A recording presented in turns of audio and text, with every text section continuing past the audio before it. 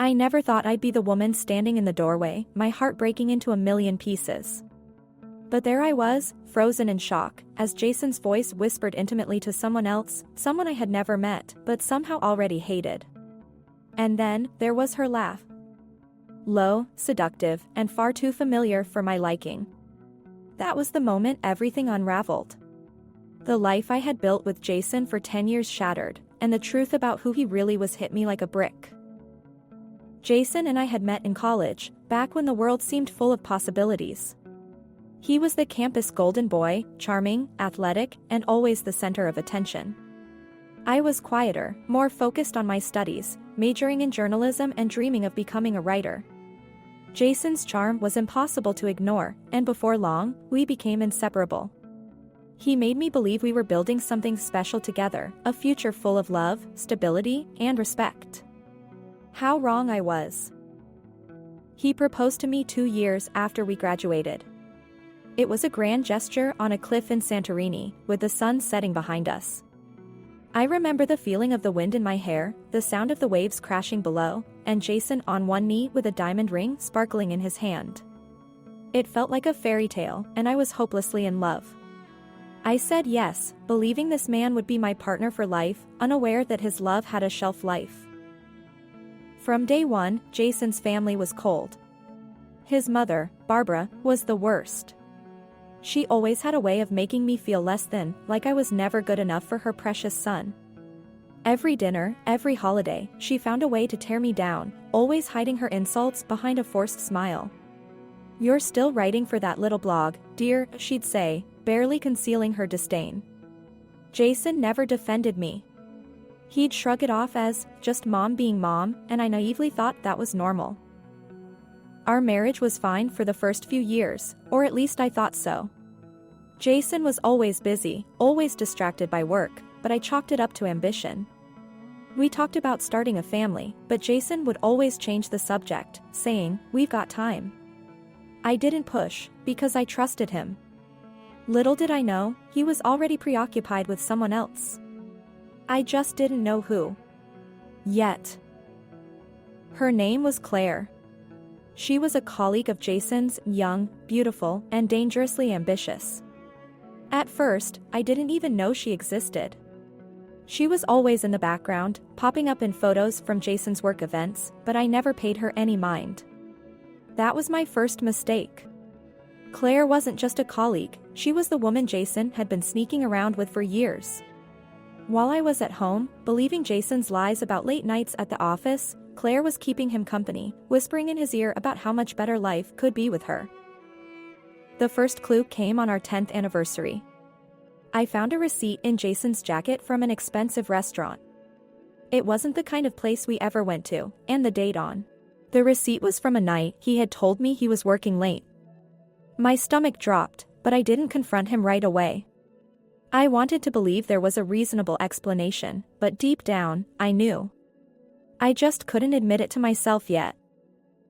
It wasn't until I started paying closer attention that the cracks in Jason's story became glaringly obvious. Late-night texts, hushed phone calls, and business trips that didn't add up. I started to piece it together. Claire wasn't just a fling, she was deeply embedded in Jason's life, and worse, she knew about me. I later found out that they laughed about how clueless I was, calling me the naive wife behind my back. The betrayal wasn't just from Jason, it was from both of them. When I finally confronted Jason, he didn't even try to deny it. He had the audacity to sit there, calmly telling me that he had been with Claire for 5 years. 5 years.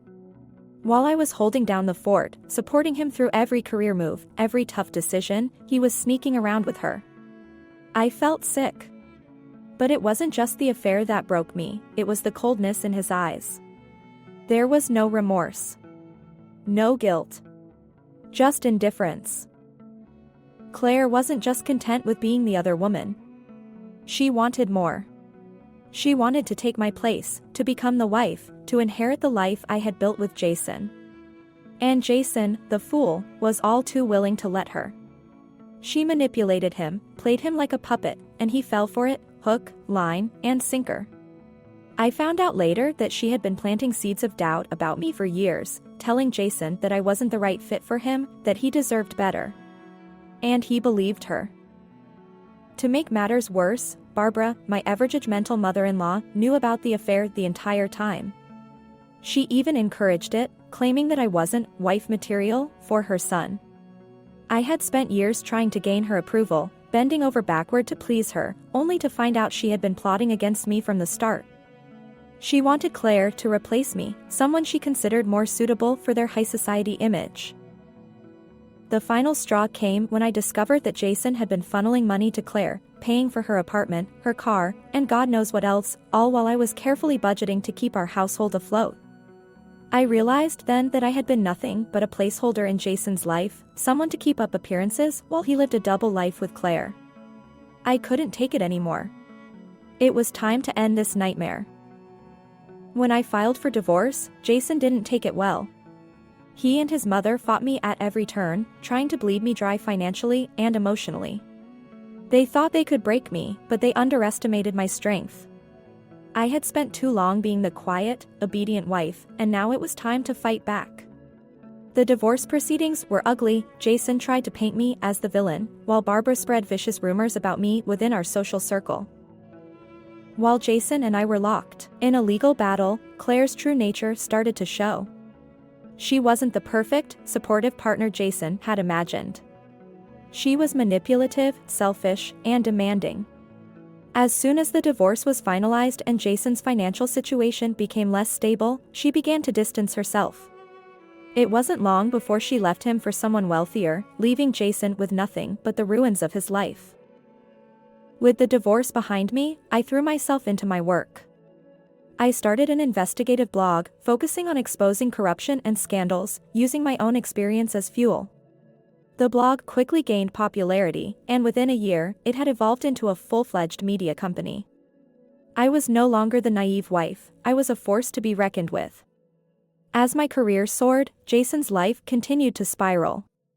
Without Claire, and with his reputation in shambles, he struggled to maintain his career. The final blow came when my blog exposed a major scandal involving Jason's company. It turned out he had been involved in fraudulent deals, and once the story broke, he lost his job and any remaining respect he had in the business world.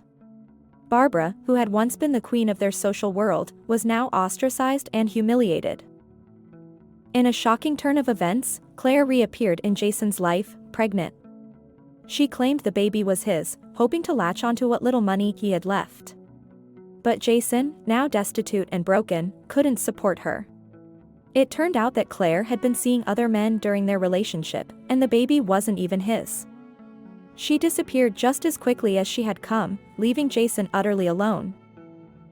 In the end, my true revenge wasn't about destroying Jason or Barbara, it was about reclaiming my life. I found peace, success, and happiness without them. Jason had lost everything, and Barbara was a shadow of her former self, clinging to the remnants of the life she once controlled. Meanwhile, I thrived, surrounded by people who genuinely cared about me. The ultimate twist? I didn't need to tear them down, they did that all on their own. And that, in the end, was the sweetest revenge of all.